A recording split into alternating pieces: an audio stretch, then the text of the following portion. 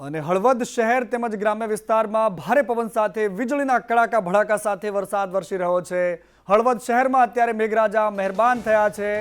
સાપકડા, ઘનશ્યામપુર, રણછોડગઢ સહિતના ગામડાઓમાં વરસાદ વરસી રહ્યો છે।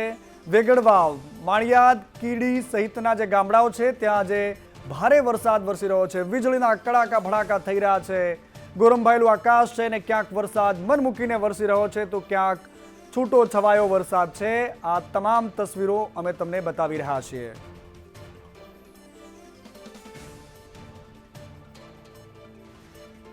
અને હળવદ શહેરમાં આજે ઘણા લાંબા સમય રાહ જોડાવ્યા બાદ વરસાદ વરસી રહ્યો છે। હળવદના દ્રશ્યો અમે તમને બતાવી રહ્યા છીએ કે જ્યાં રસ્તા પર નીકળતા વાહનો પોતાની લાઇટ ચાલુ રાખીને નીકળી રહ્યા છે।